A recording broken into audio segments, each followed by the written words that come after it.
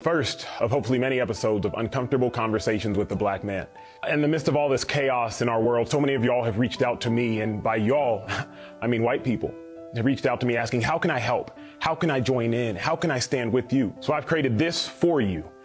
Because in order to stand with us and people that look like me, you have to be educated on issues that pertain to me, and fully educated so that you can feel the full level of pain, so that you can have full understanding. I fervently believe that if the white person is your problem, only the white person can be your solution.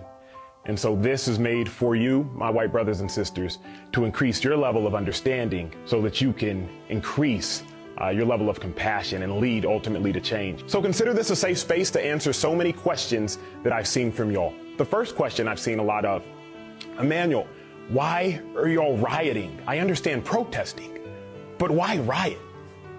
And to that I submit this. MLK said that rioting is the language of the unheard. For years, black people have tried peacefully protesting, going back to 1965 and before with the Selma March, and that didn't work. And then in 2016, Colin Kaepernick, he took a knee, and that agenda got moved to a flag, which was never the goal. He just wanted to raise awareness on social injustice. So that didn't work. And so now we've seen riots because black people and hurt people are trying to get the attention of the oppressor. They're trying to raise awareness of the oppression. I was biking around Lake Austin the other day, and there was a white girl about 15 meters ahead of me. And as I'm on my bike, I say to her, on your left, because I want to notify her I'm coming so that she can change her course of action. I get 10 meters away and I increase my voice, on your left, because she had yet to move. I get 5 meters away and she's still there, and I say, on your left, because I realize if she doesn't change her course of action, there will be a collision. And as I approach her, I yell, on your left, and we collide. My goal was never to hit her, but because she had her headphones in, she didn't hear me, and so she didn't change her course of action. I believe that that's the same thing black people are doing now. 1960s, we're yelling, we're oppressed. But the course of action wasn't changed. And so we again yell, we're oppressed, but the course of action wasn't changed. And so again we yell, we're oppressed. And now you see the collision that's occurred in America. So while I don't condone rioting, and I'm sure you don't either, because for the most part, black people and others that are looting and rioting destructively, they're burning down their own homes. But when you think about the 5 different stages of grief, you come up to one stage, which is called anger. And sometimes emotions, they don't know their actions. I remember my mom, when I was a child, she lost her sister, and I just remember her yelling and screaming. And I come outside my room and I see my mom throwing herself into a wall, and I'm wondering what happened. And my dad tells me that my mom's sister had died. Thinking back on that, throwing yourself into a wall, it's not going to change anything. You're actually harming yourself. But sometimes pain and hurt, it doesn't know how to express itself.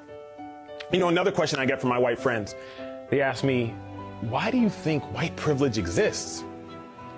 And I say this, if you and I were in a race, and the official at the start line, they held me back for the first 200 meters, and you had a 200-meter then head start, the only way to level out that race is to either stop you from running or put me on a golf cart and catch you up and catch myself up.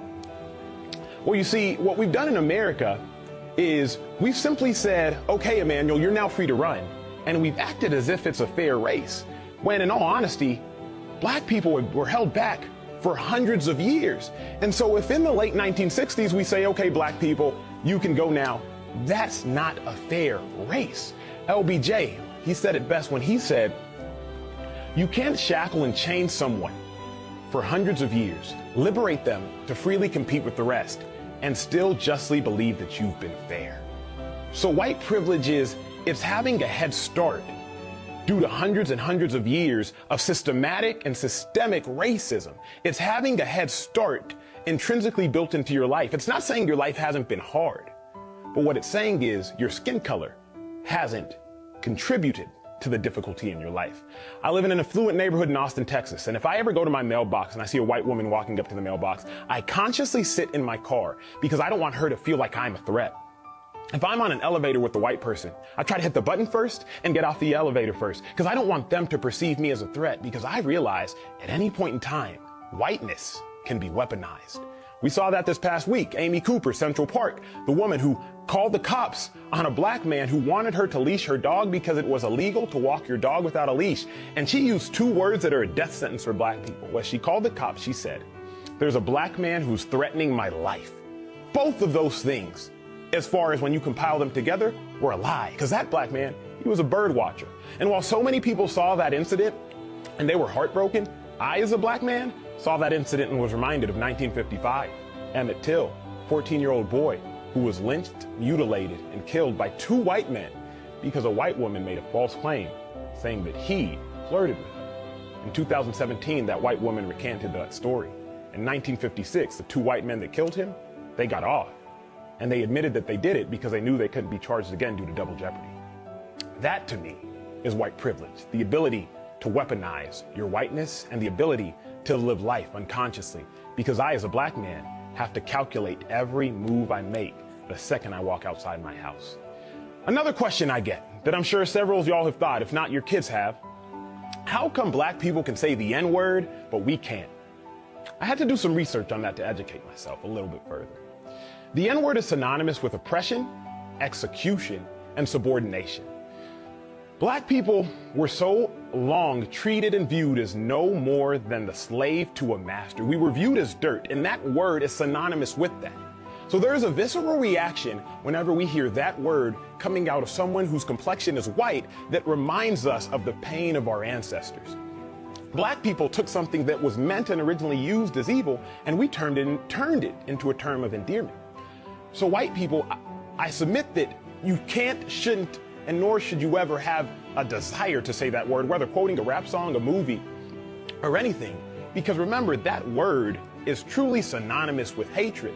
The abolitionist Frederick Douglass, he wrote when talking about his master that reading and learning would spoil an N-word. Because remember, black people were nothing more than a slave to their master. And when you think about, well, then why should black people saying it? And if I can't say it, then you shouldn't either, black person.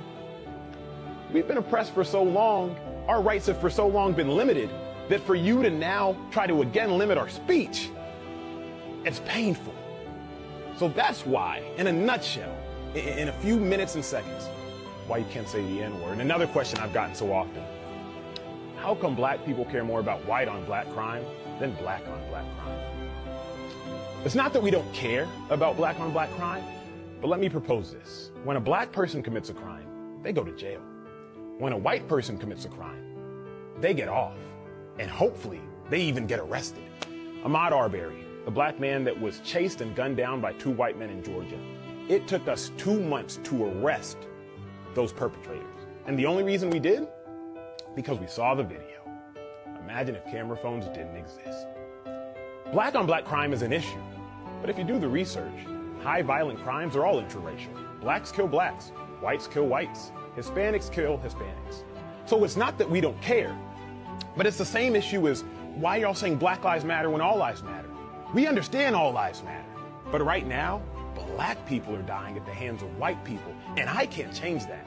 Only you, my white friends, y'all can change that. So if you want to know how can you help, how can you stand with us, how can you stand with me, you must first educate yourself so you know exactly what you're standing for and why you're standing. Because the only way we can solve this issue is through exposure, through education, through compassion, and through empathy. Thank y'all for tuning in to the first of hopefully many episodes of Uncomfortable Conversations with the Black Man. Consider this a safe space to educate yourself and help me help you by leaving your questions and sharing this video. Because while you might think you're not ignorant, someone you know and someone you love, they may be.